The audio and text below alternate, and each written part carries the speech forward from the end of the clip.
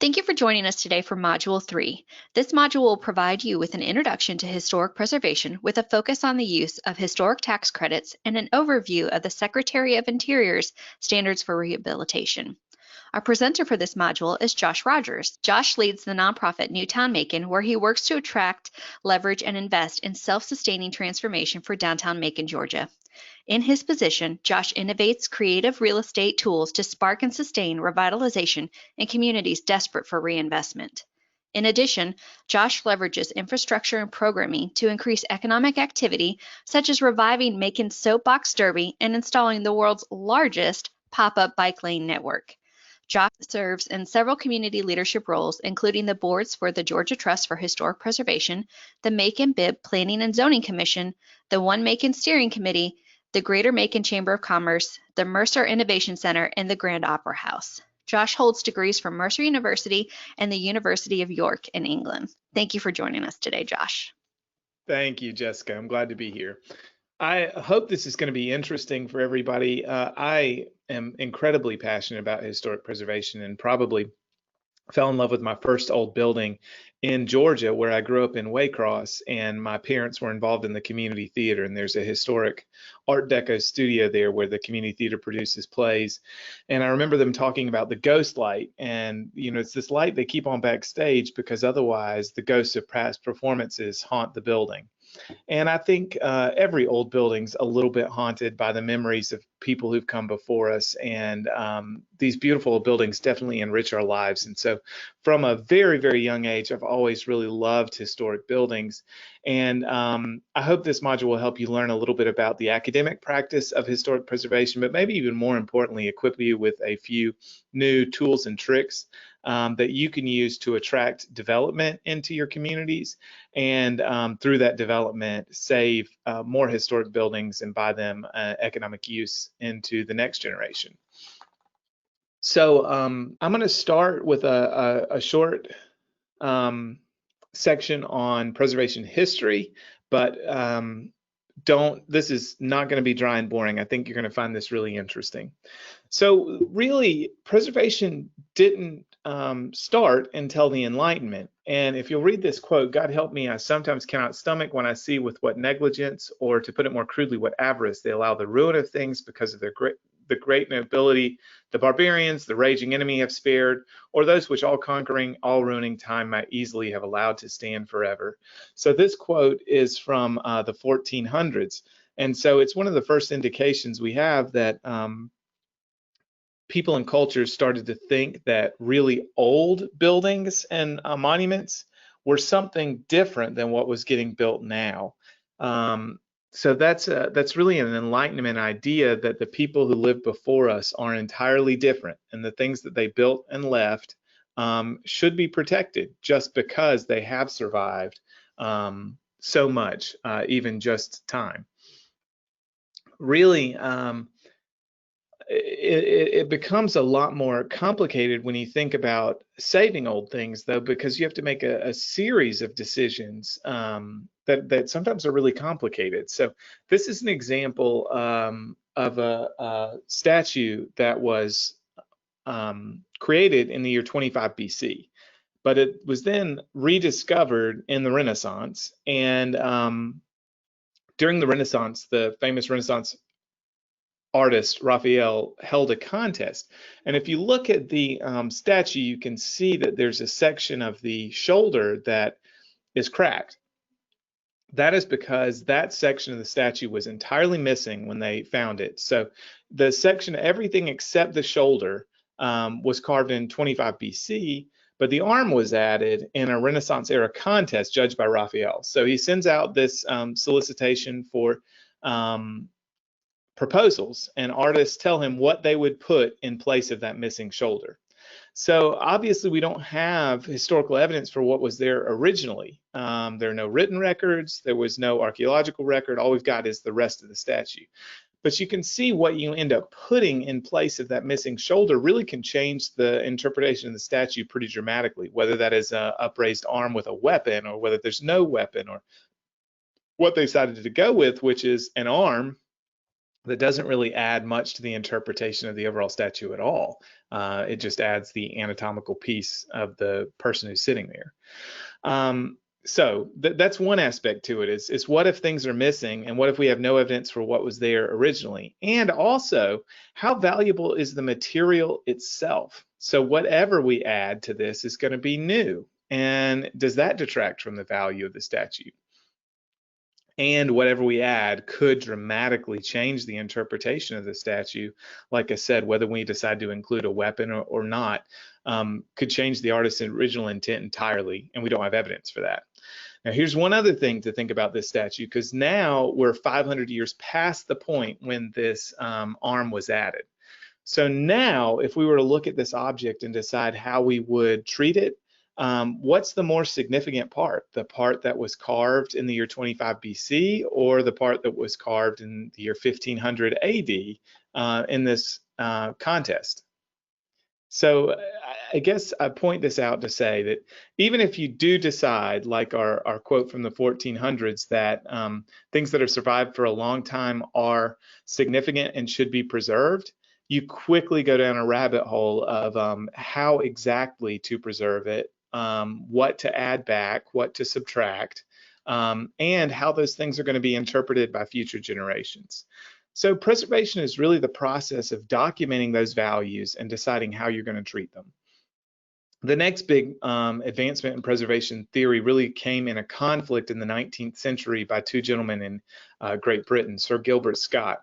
Sir Gilbert Scott was a strong believer in restoration, and that you could use modern technology to do things that even the original architects of old buildings couldn't do. So Sir Gilbert Scott spent much of his career heavily restoring historic cathedrals across Europe, and even adding in new architectural elements to those buildings that fit with the overall design or the architectural style, but had no documentation originally, and in some cases weren't even technologically possible for the original architects and builders of these buildings. On the complete opposite side of the spectrum, you have a gentleman named John Ruskin. And John Ruskin's opinion is that the value of historic buildings is in the materials and craftsmanship itself, and so that it cannot be restored or rehabilitated. That old buildings must be left with the minimum amount of maintenance to continue on a path of eventual decay. So these could not be more polemic perspectives, but both are based in a respect for the inherent value of historic buildings. So what you have really are these incredibly divergent strategies between actively destroying something, so taking something old and tearing it down entirely, to restoring it to a state that maybe is even better than it was when it was originally built. And somewhere in the middle, you have this methodology called preservation, which is intervening in the minimum way possible to secure the building for the future. And I'm not saying that any of that is right or wrong. I just want you to sort of realize that even if we all agree that historic buildings have value, the ways that you treat them still run a complete spectrum, and you're going to have to make decisions about what's right and wrong. And what I'm going to try and do today is tell you a little bit about how those decisions are being made by law in the United States, and suggest some different ways that they're done across the country, so that maybe you can think about what's best for your own community. Just to give you a couple of quick little case studies about the complexity of historic preservation. This is a photograph of New College at Oxford in the United Kingdom, and if you look carefully, you can see those amazing beams along the ceiling. So this dining hall was constructed in 1379, and as you know, Oxford's one of the oldest universities in the world. But by 1900, the oak beams had become infested with beetles, and they had to be replaced. There are structural elements that hold up the roof, and the building would not stand without the replacement of these oak beams. So the original beams were hewed from 500-year-old oak trees. Obviously, modern lumber practices don't grow trees for 500 years before they're harvested and turned into building materials. So the architects had a real challenge here about what materials to use to replace these beams that would still be respectful of the building, but make it able to stand another 500 years. So anecdotally, the story is that the architects for the building looked around the campus and they noticed that there were 500-year-old oak trees on nearly adjacent to the building that had been planted at the same time the building had been constructed in 1379. So by 1900, they had grown to be 500 years old. And so what they decided to do was harvest those oaks from the site of the college and then plant new oaks in the same locations so that 500 years from now, a new set of architects would have a new set of materials that were ready to use that were almost exactly the same materials from the original. So I think there's a lot to learn here about a respect for life cycles of historic buildings, and that if you're going to replace historic materials, sometimes you can plan ahead for continual sustainability in these buildings. Now, there's another tradition. This is a shrine located in Japan, and this is really fascinating because the picture you see here is a shrine that is only about 20 years old when you think of the individual materials that make it up. But the community where this shrine is located, they have torn down and rebuilt the same shrine in the exact same way for over 2,000 years. So every 20 years, the exact same shrine gets rebuilt in the same location. So is it 20 years old or is it 2,000 years old? It's really hard to say.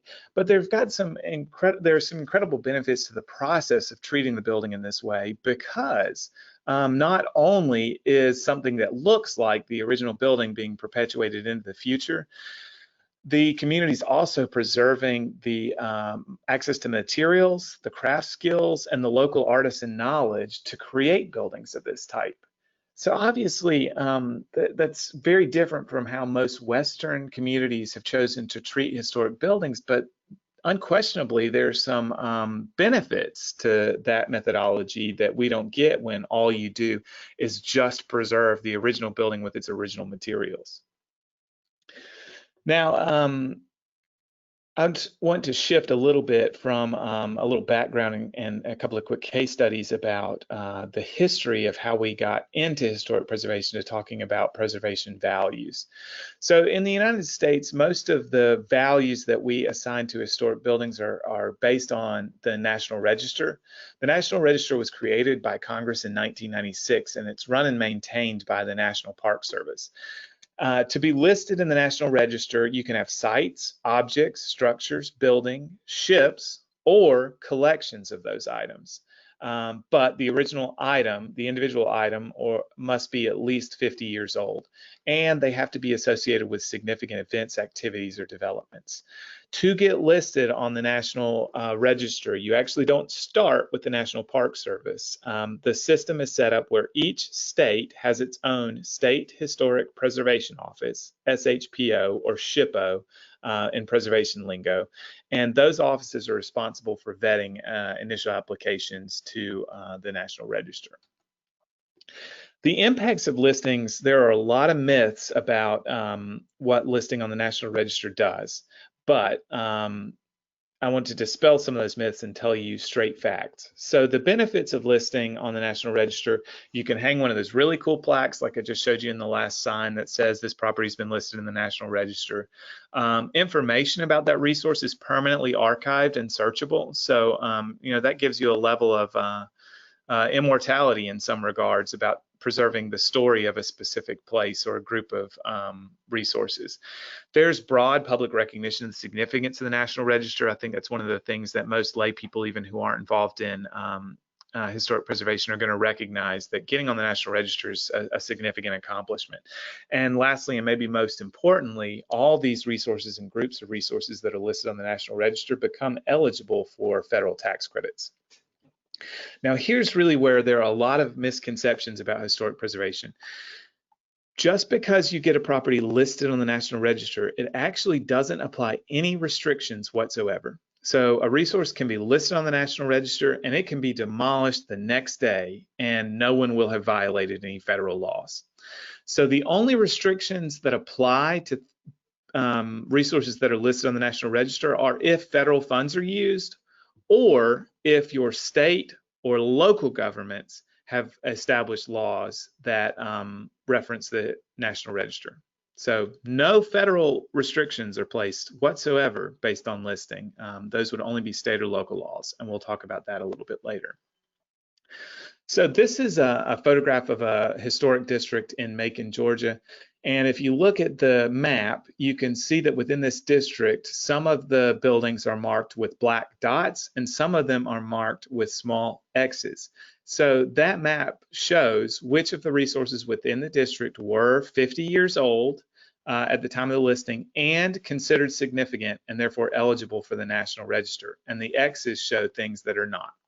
So once you prepare a map that shows these resources, you're also going to have a written narrative that establishes why they are nationally significant. And then you're going to submit that application to your state historic preservation office. It can take years for listings to be reviewed and approved. The best strategy is to group together resources. Again, I told you that National Register listings can be individual buildings or groups of any of those types of resources. So because of the amount of labor and time involved, it's almost always best to list groups of resources that have common, either they were built at similar times or they're geographically close to each other, or they tell part of a similar story about urban development. So you're going to group those together to list them. And districts, when you list these groups, can include hundreds and hundreds of buildings. In fact, this district in Macon's over 1,000 individual resources. Once you get that listing approved for a district, all the buildings within that district become eligible for the benefits that I listed earlier. So this can be a really great economic development strategy because commissioning one of these listings, even from a professional preservation consultant, generally is going to cost tens of thousands of dollars, and it's going to open up these incredible benefits that really will have a payback on the very first project that uses the tax incentives. So you know, all of us are hustling to try and entice investment into our communities, and using these National Register listings is a super easy way to leverage federal and state incentives that cost the local government pennies on the dollar simply by getting the properties listed in a district. In Macon, already we've listed districts with 7,000 buildings that are now eligible for these incentives. So the next section is we're going to talk a little bit about preservation theory and how that's developed across the country. One of the first national laws that was passed regarding historic preservation was the Venice Charter. It was created in 1964 to manage Italy's cultural heritage, and it advanced the concept that settings are a part of historic monuments, which is really significant and a huge development, because if you think before that, like looking back to that statue from 25 BC, obviously it was unearthed from the ground and did not maintain its original location. Well, what the Venice Charter proposed is that buildings and statues need to stay in the place they were created and originally placed as part of their value. The Venice Charter also promoted science, technology, and academic research that, unlike Raphael's decision just to ask the best artists of the time, hey, what would you do to this statue? That we really need to make an effort to understand the materials, the craftsmanship, the political context of the item, that anything we can do to increase our understanding of the resource is going to improve the way that we choose to treat it. So according to the Venice Charter, the original uses, settings, and materials must be preserved in place. And that's really the first time any law or preservation theory proposed that restriction. And the last thing that really shifted with the Venice Charter is, remember I told you, like with that statue, we've now got a statue from 25 BC and a shoulder and arm from 1500 AD. Well, what the Venice Charter proposed to deal with that inherent tension is that you must respect all periods of construction. So if you have changes that have taken place over time and aren't quote unquote original, to say 25 BC in this example, they still should be preserved and respected. Not long after the Venice Charter was passed, the United States adopted the Secretary of Interior's standards for the treatment of historic properties. These are 10 points. They were codified in 1977, and they really are the national definition of America's preservation theory. So the thing to know about these guidelines is they are not preservation, restoration, or reconstruction. And they apply to all historic properties. Now, I've mentioned those tax credits, and we're going to talk about them again in a little bit of depth. If you choose to pursue those tax incentives, you must adhere to all 10 points. So, I mean, that sounds good enough. Sure, I'm happy to do 10 things. That sounds easy. Well, we're going to get into them a little bit, and unfortunately, they are very subjective and they occasionally conflict with each other. But hopefully, this illustrated guide that I'm going to share with you will give you some of the most common issues that come up and trip up lay people, or at least tell you enough, give you enough to be dangerous.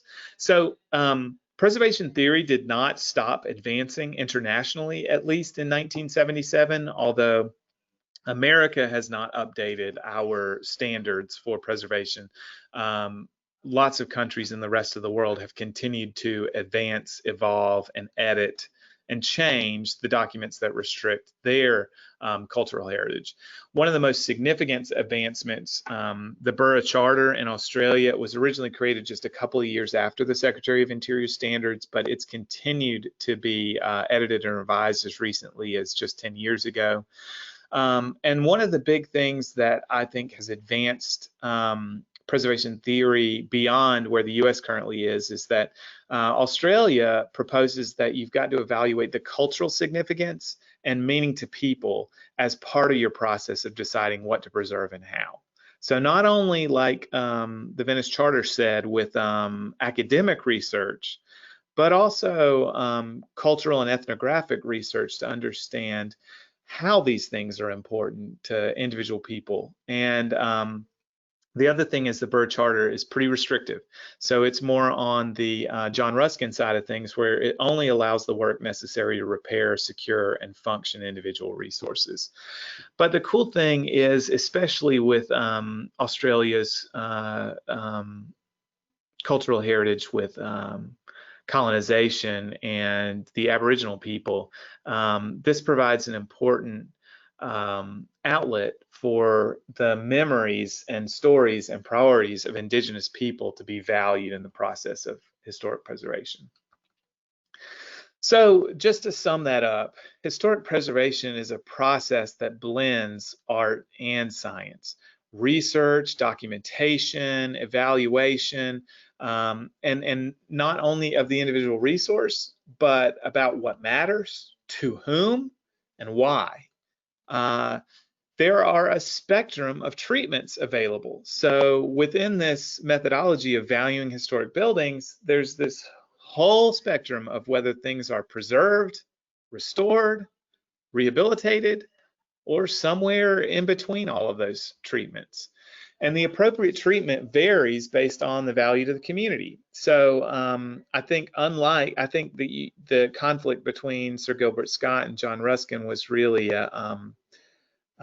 was totally misguided, because there's no way you can propose a single treatment for preservation that properly values everything without taking into account what matters to whom and why. So I think any of these treatments could be the appropriate response after you go through the process of establishing why something matters and to whom. So now to shift gears a little bit on preservation law, which is incredibly complicated. So in America, because there is very little federal restriction on preservation, almost everything's handled at the local level. which means that it varies with as many municipalities as there are in the country. So to talk really specifically about what restrictions exist for federal projects, so if any federal money is used or the project's taking place on federal land or it's being done by a federal agency, all of those projects must be reviewed by the National Park Service through what's called a Section 106 process. And that process uses the same state historic preservation offices and the National Park Service staff to ensure that everything the federal government is doing or funding complies with all 10 points of the Secretary of Interior standards. For non-federal projects, again, there are no federal restrictions on historic buildings of any kind. So any building can be demolished under federal law. Now, what we have is a really cool system of federal tax credits which incentivize owners to opt in to using the Secretary standards. So basically, these are government grants that tell you if you are willing to follow our preservation theory, we will give you cash benefits in exchange for you making that choice. But that's entirely an opt-in system. So if building owners decide not to pursue federal tax credits, they do not have to comply with the Secretary standards. Now, where this really gets tricky is that local and state laws can vary. So local organizations can decide to impose restrictions based on the National Register. And the only way to know that is to contact your local county or city attorney and review the local code of ordinances. Now, I'm going to tell you a little bit more about how local and state law tends to work. Again, you're going to have to go locality by locality to confirm this. But because preservation law is mostly made at the state or more often local level, these restrictions vary by city, neighborhood, and street even. So even within a locality, you can have a variety of approaches and restrictions to historic preservation that vary by building, by street, by neighborhood. And so you're going to have to just check in locally to be able to establish what those restrictions are. The good thing is the Secretary standards still form most of the basis for local regulations. So the one good thing is if you have a strong understanding of the basics of preservation theory, you're going to be in a really good position to be able to navigate these application processes and restrictions in almost any municipality. So for an example, one of the most common restrictions that local governments tend to impose is a design review district. So these are established at the local level based on local preferences, and they apply to a specific set of buildings or neighborhood. They can restrict a lot or a little, and they can apply to select or they can apply to all buildings. Usually they control the exterior appearance of the building, but they can control interior changes as well. And even when we're talking about the exterior appearance, they can be as lax as only controlling additions or subtractions from the exteriors of these buildings, or they can be so prescriptive as to control the color scheme or even interior finishes like the locations of staircases and mantles, that those cannot be changed without local consent. And they vary incredibly widely from city to city. So in Macon, we have 15 districts that are listed on the National Register. Again, I mentioned earlier with about 7,000 historic buildings in those districts, but only 3 of those districts are design review districts. So in 12 of our districts, for most of the buildings, thousands and thousands of buildings, there are no additional restrictions. So they exist under Macon's standard zoning laws. And even though they're listed on the National Register, owners can still apply for a demolition permit and have that permit granted without any public process. So it's only in these 3 design review districts where there are any restrictions. It's managed by the Planning and Zoning Office, and for us in particular, it restricts exterior changes visible from a right-of-way within the entire district, and so it applies to new and old buildings. So even though these district borders were established by National Register nominations, the design review restrictions actually apply to all buildings and even empty land. So if you're going to put up a new building, you've still got to comply with these design review restrictions. And probably the most significant restriction within this district is it prohibits demolition without a public process. So if you want to demolish a resource, new or old, inside a design review district, you've got to make an application and you've got to have 2 public hearings to be able to secure that permit. The first step in that public process is an all-volunteer review board, and I showed you a picture of them earlier. I'll flip back just a couple of slides to show you. This is MACON's design review board, and so you've got an applicant sitting in a chair. You've got the staff person for planning and zoning sitting on the left side, who is a professional preservationist who provides her advice based on the guidelines. And then you've got this panel of 5 people who are volunteers who consider making a recommendation to the full Planning and Zoning Commission. So that's just a little case study of how planning and zoning restricts historic preservation in Macon.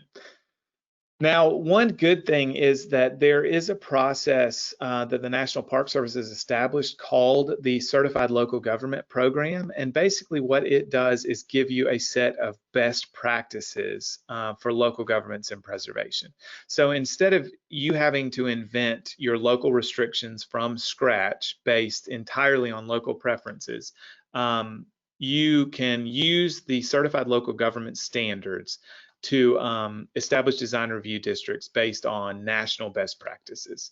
It does require you to have a historic preservation commission or review board like I just showed you, and it requires you to draft and enforce appropriate ordinances that adhere to the Secretary of Interior standards, and it requires you to have a system to survey and inventory all the resources within your local area. The good thing about this is if you decide to implement all these best practices, there's an annual competitive grant program that's run by the State Historic Preservation Office where you can actually apply to receive cash grants and free technical assistance for your community. So becoming a certified local government is definitely should be on your checklist of things to make sure that your community is doing the most effective planning around historic preservation. So design review, again, lots of myths and facts about design review. I want to dispel some.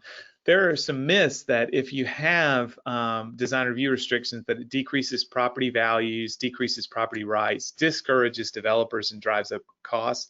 But in reality, based on studies that have been completed over the past 20 years, building values are higher in neighborhoods that have design review. That's good for everybody, especially for our local governments and schools that survive on property tax revenues.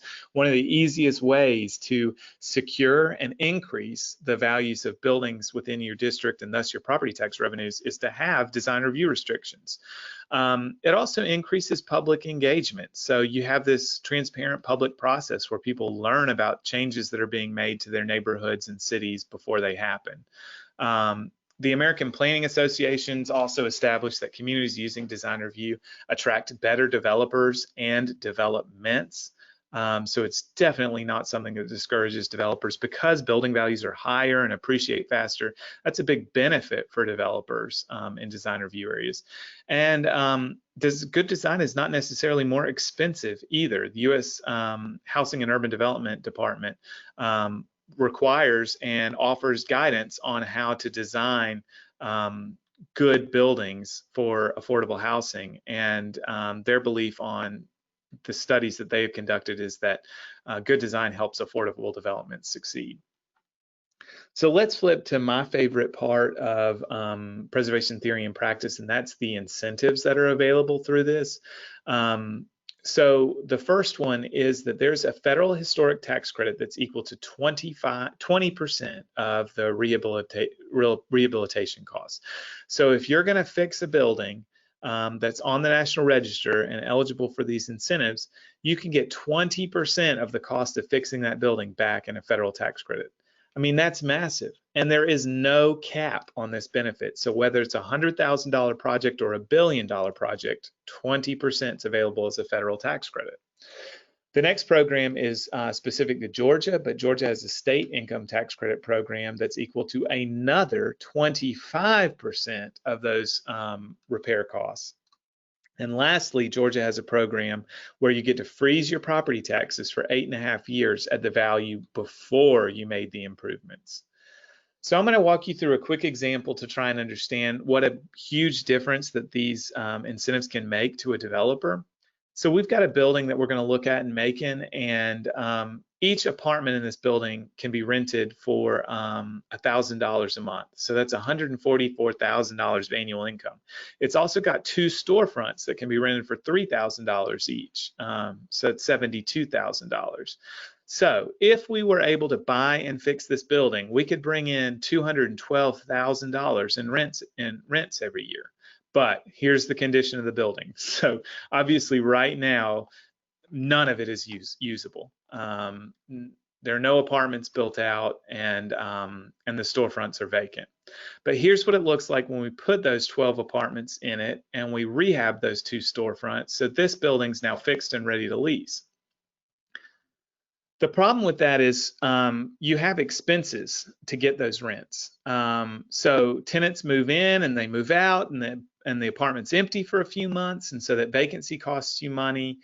Providing amenities to the residents, utilities, insurance, taxes, keeping the building maintained, having someone to show the units, and then saving up for when the big ticket items come due, like a roof. All that costs money. So in this case, our operating expenses, all that stuff adds up to $97,000. So if we can bring in $200,000 in rents and we spend $100 in operating expenses, that leaves us about $115 of operating income, which sounds really good, off to a good start. But it's going to cost $2 million for us to acquire and fix this building. So can we pay back that $2 million with the $115 that's left over after we pay our expenses?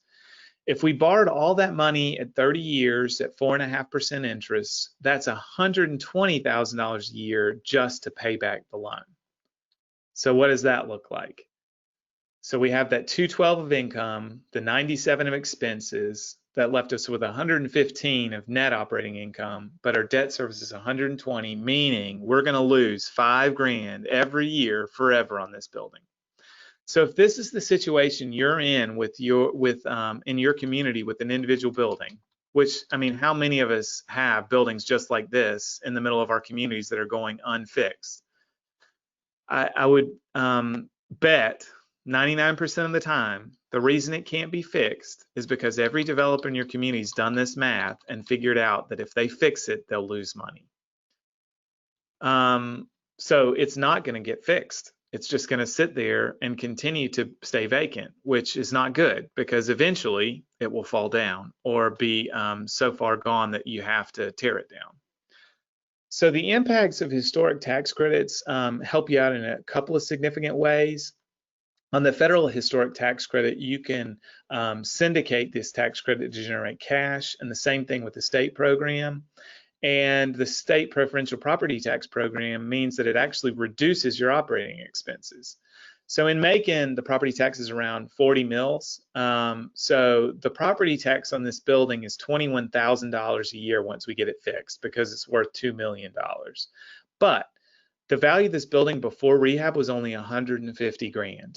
So $150,000 is only $2,000 a year in property taxes. So that reduces your operating expenses by almost $20,000. So remember, this is where we started with our expenses, and you see this line item of taxes for $20,000, but doing the tax credits alone moves that from $20,000 down to $2,400. And that change alone takes us from losing $5,000 a year to making $14,000 a year. So simply by getting this building listed on the National Register and available for tax credits, we have shifted it from being a building that's going to stay vacant to one that's likely going to get fixed. Now, some of the challenges with the tax credits, you have to generate a tax bill to be able to use the tax credits. So it's not like a grant where the government just sends you a check in the mail and you can cash it. So if your annual income in Georgia is 100 grand, you'll pay about 15,000 a year in federal taxes on average and 5,000 in state tax credits. So the maximum you could use in 1 year would only be $20,000 because the most you can do is wipe out the taxes you already owe. And the federal tax credits are even more restrictive. You can't use them against taxes on regular income. They only apply to taxes due on passive income. So really, if you're this person who's a developer and makes 100 grand, you really could only use the 5,000 in state tax credits and none of the federal credits. But there are lots of solutions to those challenges, and this is an incredibly robust nationwide network.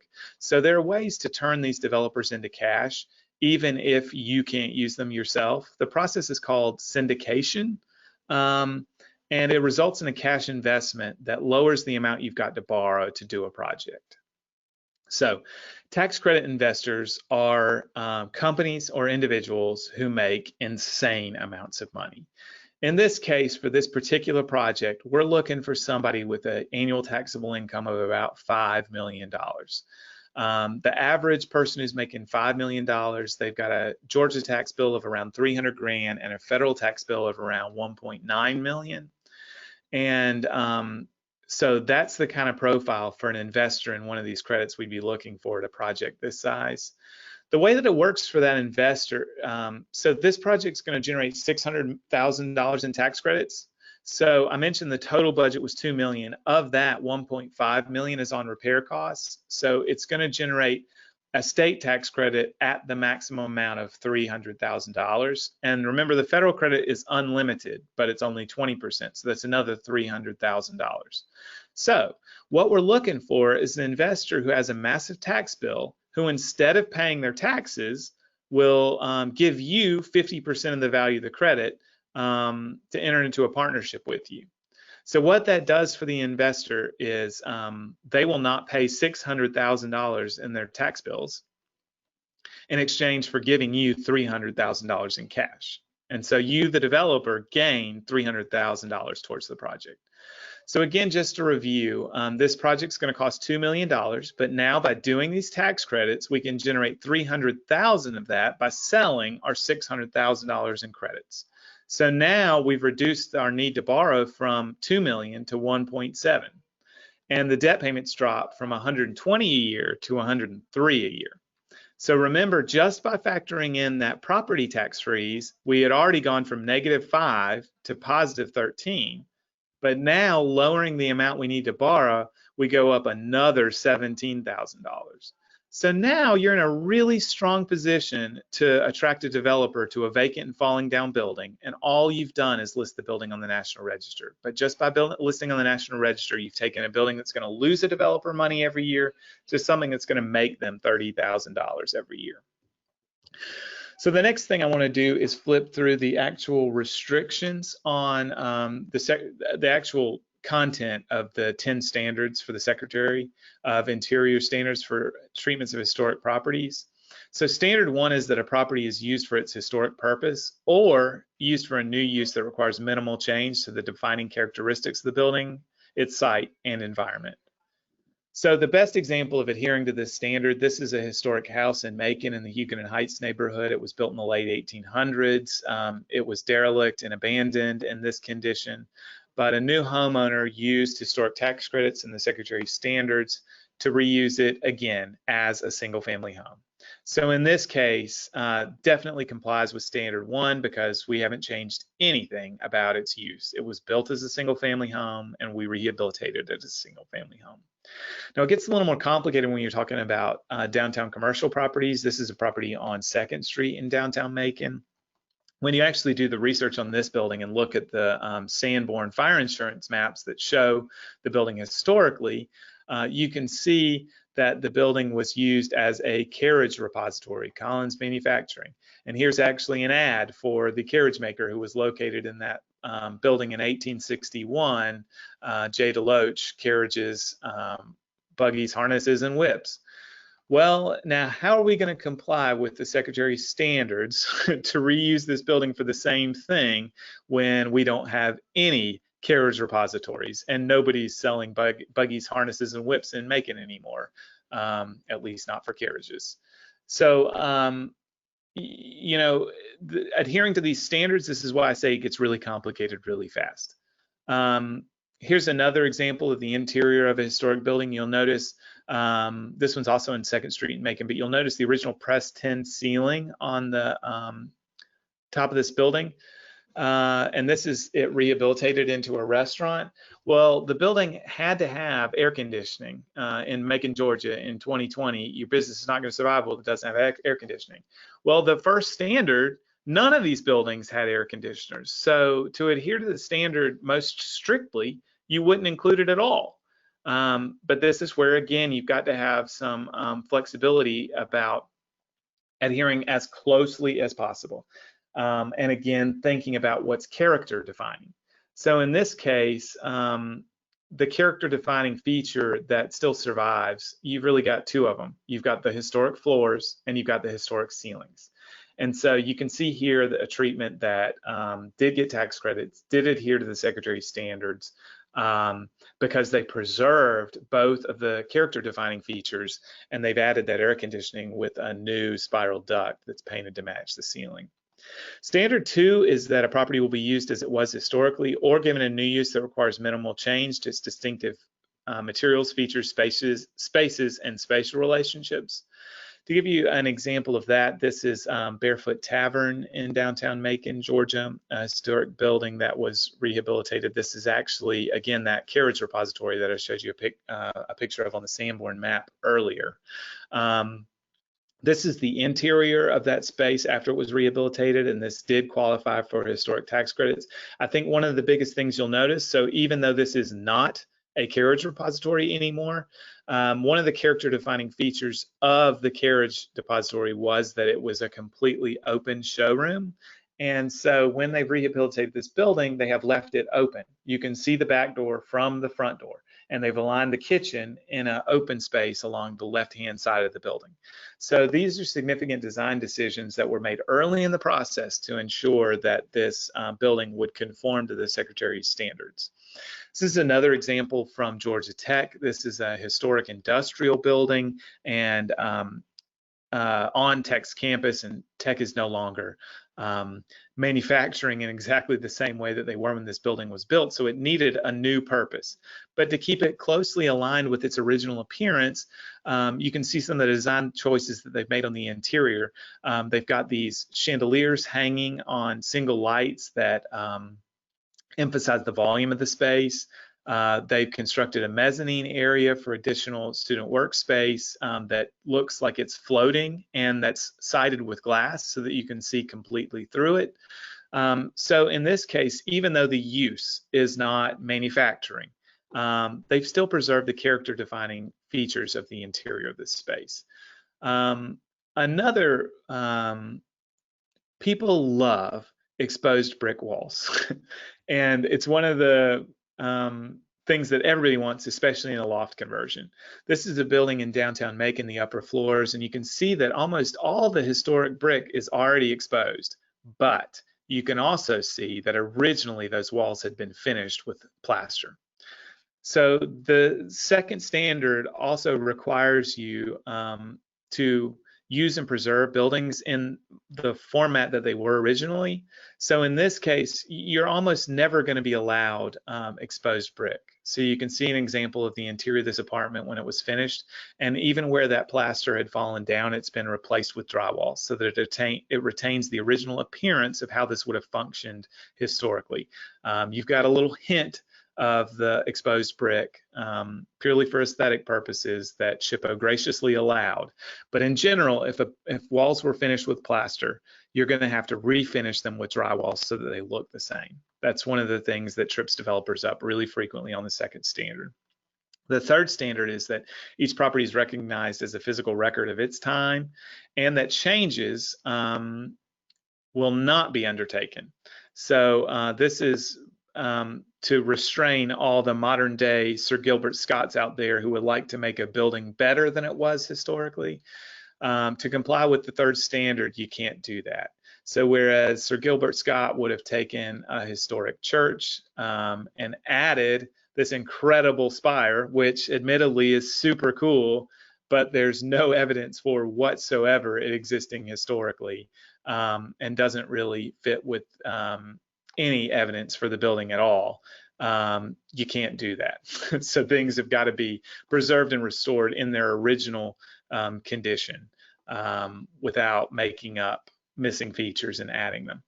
Another example that's super common, especially for people who watch This Old House, this is Neil Reed House in Atlanta, and you can see the original mantelpiece is incredibly restrained and minimalistic.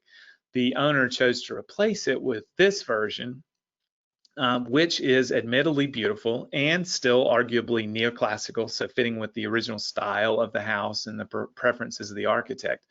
But there's absolutely no basis for making this choice. So these are the kinds of conjectural features you can't go back and add and still comply with the third standard. The fourth standard is that changes to a property that have required significance in their own right will be retained and preserved. So any changes that become 50 years old have to be preserved in place. So this is a photograph of Notre Dame. The spire is not original, which if you look at it very carefully, you can probably figure that out on its own. It was installed by rehabilitation by Viollet-le-Duc in the late 1800s. But now, so this is what Notre Dame looked like before the installation of Viollet-le-Duc's spire. But today, well, up until the very recent fire that unfortunately consumed this spire and destroyed it, the spire had been there for 200 years. And so it has acquired significance in its own right. So under the Secretary of Interior standards, if you're looking at this building today, even though that spire is not original, you have to treat it with the same respect as if it was original.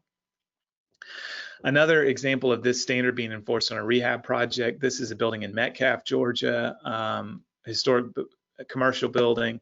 There was no evidence for what the storefronts looked like originally, so separate from that evidence, they chose to put in something that was minimalist and fit with a general sensibility about what the historic storefront could have looked like. But again, without specific evidence, you can't insert conjectural features. So if you don't have evidence for something, you've got to go minimalist. Standard 5 is that you preserve distinctive materials, features, finishes, and construction techniques that characterize a property. And the way that this standard is most frequently enforced is in regards to historic windows. If you have historic windows in a building, the Secretary standards are going to require you to keep and repair those windows, not replace them. So these are some examples of egregious abuses of the system. You can see the original windows and you can see the replacement ones. And so they give you a dramatic sense of how important historic windows are. But this is the thing I get hung up with developers most often. Almost every developer wants to change their windows, and to get tax credits, they cannot. To help you understand why that's so significant, windows represent a huge percentage of the exterior of a building. And so in this case, the total facade is 2,100 square feet. Each window, the windows together are about a quarter of the total facade. So you'd never propose demolishing a quarter of the front facade of a building. And that is exactly how the Secretary of Interior standards look at a building. That windows are the most defining exterior feature, and you are not going to be allowed to change them. Standard 6 is that any deteriorated pieces have to be repaired rather than replaced. And if it's so deteriorated that it has to be replaced, it has to match the old in design, color, texture, and materials. So this is an example of the building where NEWTOWN's offices are, and you can really see one of the defining features of the buildings are these columns and beams that are made out of original heart pine.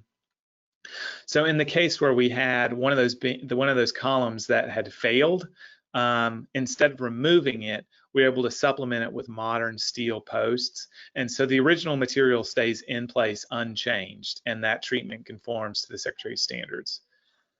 The next standard is much less often today, but you're not allowed to do chemical or physical treatments that aren't the gentlest possible. So you're not allowed to damage the original materials. One thing that used to be really popular was removing environmental contaminants from the exteriors of building, whether that meant chipping off the entire exterior of a church with masonry tools or just sandblasting brick. you're not allowed to do that. So the materials have to age in place, and you're only allowed to clean them if it doesn't damage the original material. Another example is this really implies that you're to do the minimum amount of work possible. So here's a historic house in Georgia before and after. And at first glance, it looks like this may be an appropriate rehabilitation, but in the middle, this is what that house looked like. So obviously, this is about the maximum intervention you can make to rehabilitate a historic building and would not be appropriate under this standard. Standard 8 requires you to respect archaeological resources. So if you're doing a project where there's going to be archaeology, you have to bring in professionals to make sure that that material is protected. Standard 9 regards new additions. So if you're going to add on to a property, this is really, really tricky, but additions have to be both differentiated and compatible. So I want you to think about that for a minute. Let that sink in. Here are some examples. This is from Havana, Cuba. This is a rooftop addition. So what do you think about this when you think this is both differentiated and compatible? I'd say they got the differentiated part down. But as for compatible, I don't think so. I think the scale of the addition is way too large and overwhelms the original building. This is another example from Havana, Cuba. Now let's think about if this clock tower section was added on. Would that be both differentiated and compatible? I'd say it's compatible, but definitely not differentiated. But what's actually the addition on this building is this glass and steel section on the roof. And I would say that is a successful example of the Secretary of Interior's restrictions on Standard 9.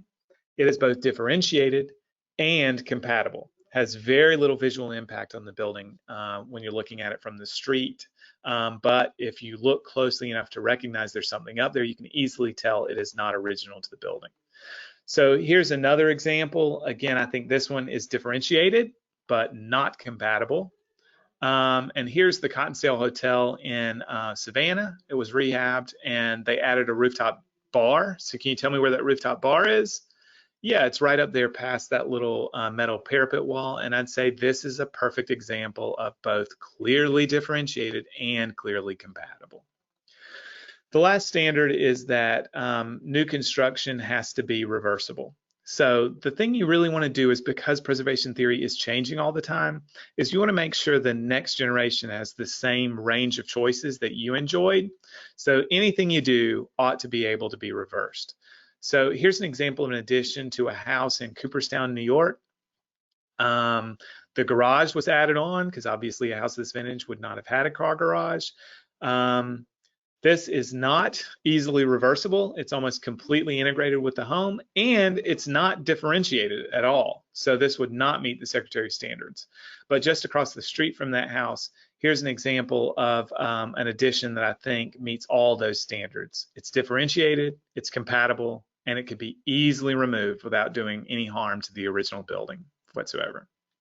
Another one that I really love is the Louvre in Paris. You know, that was originally built as a palace, converted to use as a museum, overwhelmed with tourists and needed a massive update to accommodate the number of people who were coming into the building. And so this was an American architect, I.M. Pei, who designed these glass pyramids that are now the way that everyone enters the Louvre. And I think this is maybe one of the most beautiful examples of something that is both differentiated and compatible. Certainly doesn't detract from the original historic building. In fact, in my opinion, dramatically improves the appearance of the original building. This is an interior shot of that treatment, but I just think it goes to show you that adhering to these standards still allows you a wide range of creative control, and maybe even inspires some of the most artistic and appropriate treatments that are still modern, still beautiful, and still entirely appropriate for preservation. So to summarize, historic preservation is the process of determining what matters in your community and celebrating it, and ensuring that those things that are most valuable get passed down to the next generation. So the way that you're really going to do that is to implement and uphold design review restrictions, and they result in higher property values. So it's all benefit.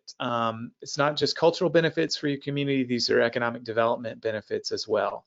And you can implement those design review restrictions or support your local county employees by implementing the best practices available in the Certified Local Governments program.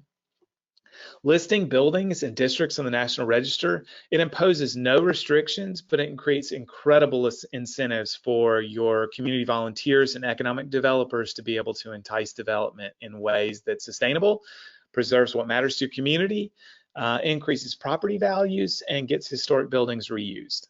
So the tax incentives that are available to buildings that are listed on the National Register, they entice developers to rehabilitate historic buildings that would otherwise be left to rot. So I look forward to hearing from y'all. I hope this has been helpful and interesting. A quick 1-hour orientation to historic preservation, theory, history, practices, and incentives. And I look forward to talking to you. If I can do anything to help, please feel free to shoot me an email at josh@newtownmacon.com. And I hope that you are all able to support historic preservation activities in your own communities. And through those activities, you're able to preserve what matters to the people who live with and around you, and also to improve the economic conditions for your local schools and government. So I hope you've enjoyed this short orientation, and we'll talk to you soon. Thank you again, Josh, for taking the time to provide us with that fantastic overview.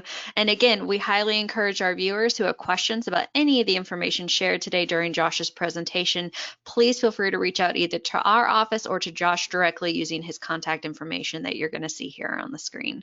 So thank you, guys.